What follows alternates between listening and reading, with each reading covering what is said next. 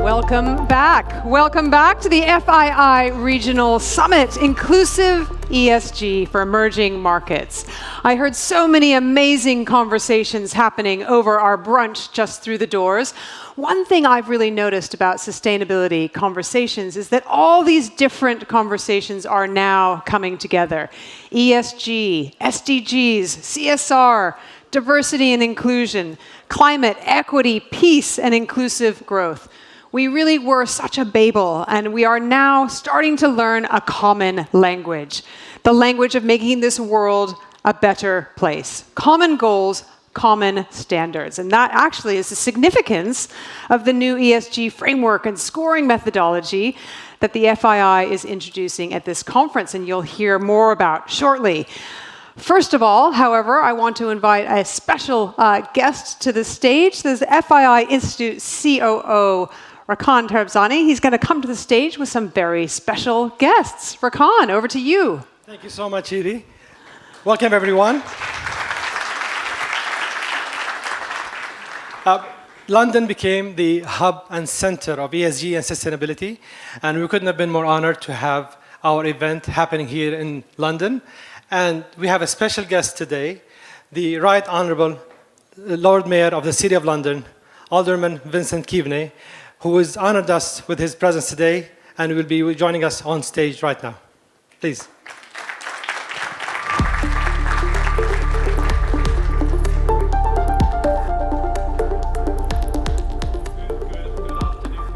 Everyone, and thank you very much. Thank you, good afternoon, everyone, and thank you very much for inviting me to speak at the Future Investment Initiative event here in London on inclusive ESG for emerging markets. Thank you, Rakan, for your kind introduction. As Lord Mayor of London, I would like to add my welcome to you all here today. It's fantastic that you're here, and I'm delighted that the FII has chosen London as the venue for its first summit outside Saudi Arabia, an indicator of how truly London is a global city, and also a sign of the strong economic relationship between UK and Saudi. Today's gathering is a chance for us to discuss, to share ideas, as I've just heard is happening around us, and to help shape the future of ESG, especially in the emerging markets. As Lord Mayor of the City of London, I'm an international ambassador for our fantastic UK financial and professional services sector, which has its historic home here in the Square Mile, London's financial district. The City of London Corporation, the governing body of which I am the civic head, is believed to be the oldest elected local government in the world. And this is one of the UK's oldest roles in municipal government. I am, in fact, the 693rd Lord Mayor of London, a role that goes back to 1189. And because of the history of that role, the office that I hold, there's a certain convening power. I can convene financial and professional services firms and to bring people together. A major part of my role is taking delegations, often with businesses, to overseas markets, exploring opportunities, making new connections. And indeed, I hope to be visiting Saudi Arabia later this year. I'm really looking forward to that visit, more likely than not in October. The City of London Corporation is independent of government, but I work closely with the UK government to promote our financial and professional services and trade and investment. And I speak for the interests of that sector to the government as well. In recent years, ESG has become an increasingly important priority for the city, borne out by the fact that at almost every occasion on which I speak, I'm speaking about ESG in some form or another. And if we look at the E part of the ESG agenda, the environmental element, well, tackling climate change and enabling the transition to net zero, these are no longer choices, but something we all must do. Our ability to limit global warming to the international target of 1.5 degrees Celsius hinges on us moving fast on climate change, delivering a just transition. The recent IPCC report recorded that between 2010 and 2019, global greenhouse gas emissions were at their highest level in human history. So decarbonization in emerging markets is of crucial importance if we are going to keep this temperature rise under control. Success here will require huge infrastructure investment in agriculture, energy, transport, water, waste, buildings, and industrial supply chains. The infrastructure decisions that we are going to be making over the next few years will shape emission levels for the next decade and beyond. Developed markets, of course, are likely to have the finance required to meet those long-term climate goals. But if we don't support those in emerging markets, the funding gulf that we have at the moment is only going to widen. We need to fund that just transition. Standard Chartered estimates that emerging markets require $94.8 trillion to transition to net zero, a sum higher than the annual global GDP. So we don't underestimate the scale of the transformation and the funding that's required. We don't underestimate that at all. But thankfully, there is some cause for optimism. COP26, I regard the COP26 in Glasgow as the finance COP, rightly focused on the question of financing the net transition, with a special focus on emerging markets. Private finance firms came together in GFANZ, the Glasgow Financial Alliance for Net Zero, committing over $130 trillion of private capital towards net zero. This will support the flow of a significant increase of private capital into emerging markets, underpinned by the backing of 450 financial firms from across the world. So, the good news, the money is there to fund investments into emerging markets and into that net zero challenge. The question now is how we mobilize that capital into the right projects for that transition.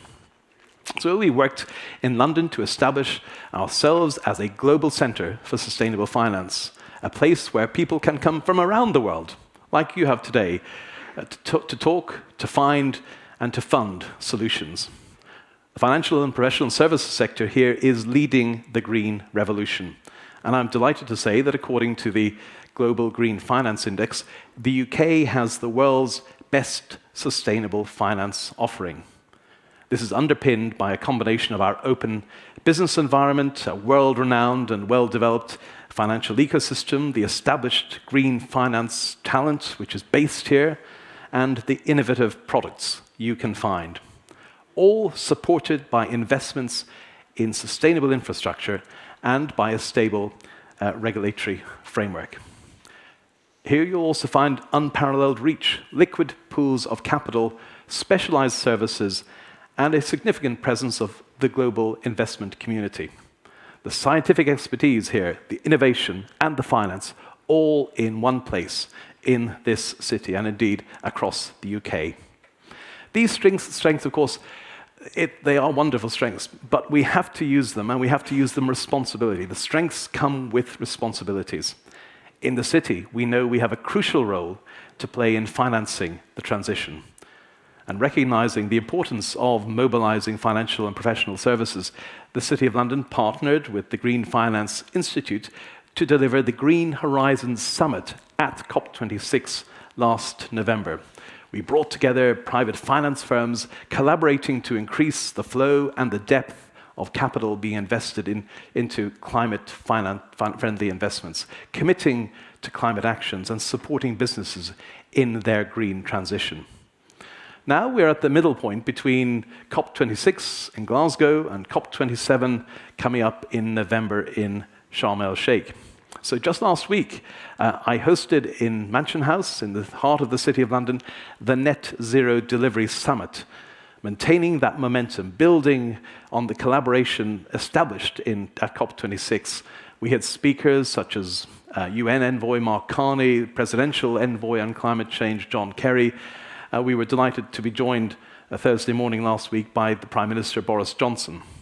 The City of London Corporation and our partners in government and across the UK's financial and professional services continuing to work together with emerging economies to support their transition to net zero.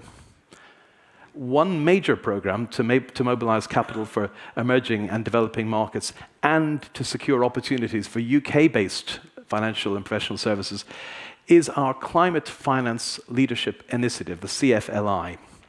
CFLI is a coalition of investors working rapidly to scale the pipeline of bankable, investable green infrastructure projects in emerging markets. The City Corporation supporting CFLI via a partnership with the Indian government with a focus on grid connectivity and industrial carbonization is the first of our CFLI initiatives, but we are looking now to roll out CFLI in Colombia, and we hope shortly to do so in Indonesia. Similarly, of course, we're working with China. We've established the Green Investment Principles for the Belt and Road Initiative and a UK-China ESG Leaders Forum. My predecessor as Lord Mayor also worked on building up the partnerships between the UK and Saudi Arabia during his visit to Saudi in October last. For an example of that being the London Stock Exchange Group collaborating with the Saudi Stock Exchange, Tarabzoni, to support its efforts on promoting green standards.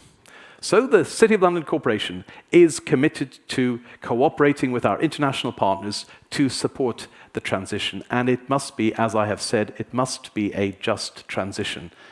Now that brings into focus the S in the ESG, the social element of the ESG agenda, which we need to consider alongside the environmental piece as well. And one of my priorities as Lord Mayor has been to develop London as a centre for a thriving UK impact investment market.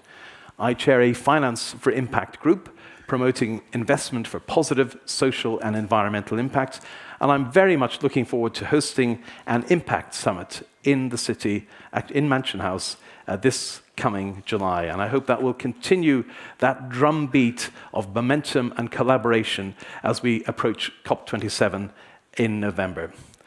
I would like to wish you all a successful summit here in London. I can assure you that London will be a supportive partner, a continuing and supportive partner in all of your work to promote inclusive ESG across the world in the emerging markets. Thank you all very much indeed. Thank you.